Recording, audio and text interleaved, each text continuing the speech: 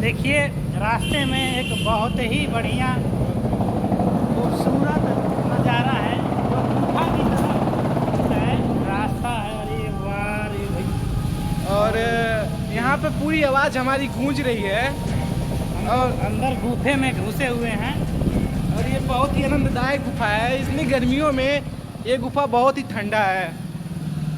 बहुत ही अच्छा लग रहा है इसमें। और इसी के साथ हम बहुत ही बढ़िया बढ़िया फूल पत्ती है, पार्किंग बहुत सही बना है, घूमने की जगह बहुत अच्छा है। तो वहाँ हम लोग सुने थे कि बहुत ही बढ़िया प्रसिद्ध स्थान है। जा रहे हैं आज घूमने, वहाँ चल के दिखाएंगे क्या है, क्या क्या चीज़ है। तो सुने हैं सही है, गलत है, तो वहाँ का खूबसूरत अच्छा सा ब्लॉग बनाएंगे। और हम आज आप लोगों को कबीर जी का धुनी दिखाने का प्रयास करेंगे, जहाँ पे हमारे कबीर दास जी। हेलो दोस्तों, जैसे कि आप लोग जानते हैं, मैं हूँ आर्यन और आज हम कबीर दास के जी के बारे में आपको कुछ दिखाएंगे। और आज हम संत कबीर नगर के जिले में मगहर में आए हुए हैं और आज कबीर दास के बारे में थोड़ा कुछ जानने का प्रयास करेंगे। आइए चलते हैं, आइए कुछ जानते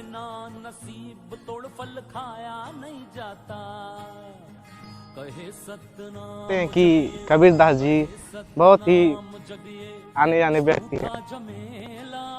बाबा का समाधि स्थल आप लोग देखे ही होंगे। ये हमारे संत कबीर नगर के मगहर में स्थित है और ये सतगुरु कबीर कुआं साहिब बंदगी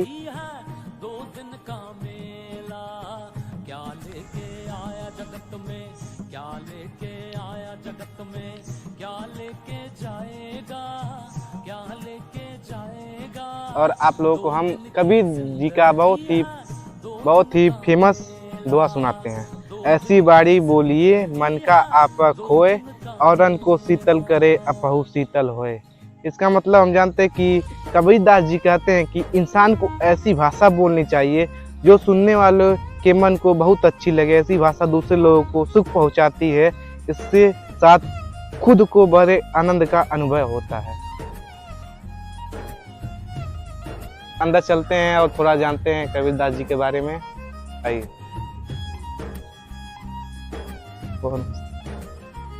आइए बाबा से जानते हैं कुछ। बाबा जी कुछ बताइए बाबा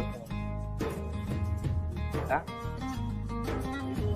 अच्छा ठीक। और ये हमारे हम जानते हैं थोड़ा कबीर दास जी के बारे में। बताइए भैया।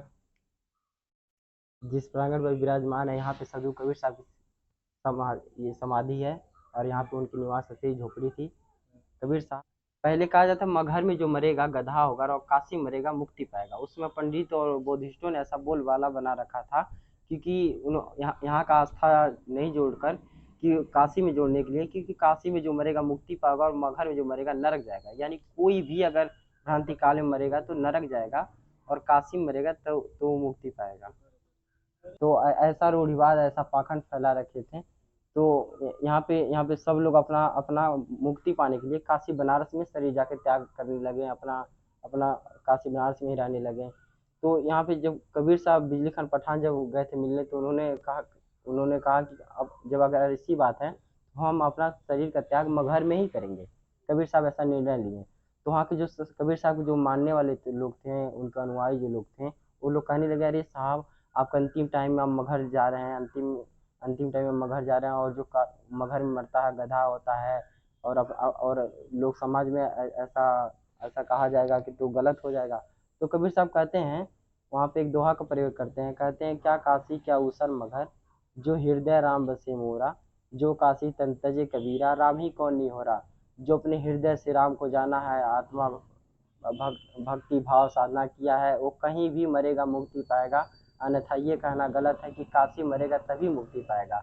अगर ऐसा ही चलता रहे तो लोग कल के दिन आके काशी मुक्ति पाएंगे और मगहर में तो ऐसा तो गलत हो जाएगा। तो उन्होंने कहा कि हम अपना शरीर का त्याग मगहर में ही करेंगे। उसके बाद कबीर साहब आते हैं मगहर में। यहाँ के 2 किलोमीटर पे धूनी है, पहले धूनी पर आते हैं, जो बारिश की समस्या थी, बारिश का समस्या ठीक करते हैं। फिर उसके बाद मगहर में आते हैं, जिस प्रांगण पर विराजमान है, यहाँ पे कबीर साहब की निवास स्थली झोपड़ी थी। और ये समाधि की जगह यहाँ पे झोपड़ी थी और यही रहा करते थे।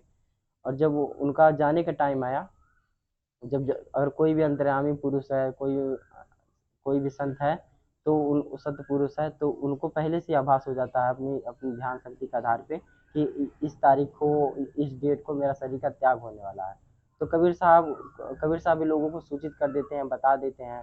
जो बनारस के राजा रहते हैं काशी नरेश और यहाँ के राजा बिजली खान पठान, सब लोग उपस्थित होते हैं। उनको मुस्लिम धर्म के मानने वाले, हिंदू धर्म के मानने वाले सब लोग इस प्रांगण में विराजमान होते हैं। तो उस टाइम तो सब लोग लगते हैं रोने, कहते हैं कबीर साहब चले जाएंगे तो हम लोग कैसे रहेंगे। तो कबीर साहब कहते हैं, आया है सो जाएगा राजा रंग फकीर, एक सिंहासन चढ़ चले एक बंधे जंजीर। इस दुनिया में जो भी आया है सबको एक ना एक दिन जाना ही है, चाहे वो राजा रहे, चाहे फकीर रहे, चाहे कोई भी रहे। अन्यथा तो इस यहाँ पे जो भी आया तो ये विधि का विधान है, कोई रोक नहीं सकता। फिर उसके बाद कहते हैं कबीर साहब कि इसी झोपड़ी में जब तक सत्य नाम की, राम नाम की आवाज़ का उच्चारण होता रहेगा, उसके पश्चात कोई दरवाज़ा नहीं खोलेगा। जब सत्य नाम का, राम नाम का उच्चारण निकलना बंद हो जाएगा, उसके पश्चात मेरे दरवाज़ा खोल करके मेरा देह संस्कार कर देंगे। तो कुछ ही टाइम बाद सत्य नाम का, राम नाम का उच्चारण निकलना बंद हो जाता है। तो दोनों राजा आपस में विचार विमर्श करते हैं। और तो काशी नरेश कहते हैं और इनका कोई जाति मजहब नहीं था। तो बिजली खान पठान कहते हैं ये तो हमारे पीर हैं, क्योंकि इनके जो नीरू नीमा है और इनके माता पिता हैं, ये हमेशा हमें और इनका लालन पोषण में भी नीरू नीमा किए हैं। तो इन्हीं दोनों में झगड़ा छूट जाता है और ये युद्ध छूट जाता है। कहते हैं जो युद्ध में जीतेगा वही इनका देह संस्कार करेगा। तो आकाशवाणी होती है कि खोलो पर्दा है नहीं मुर्दा, युद्ध मिथ्या तुम कर डाली, सुन के बानी अचरज मानी, देख निशानी कर डाली।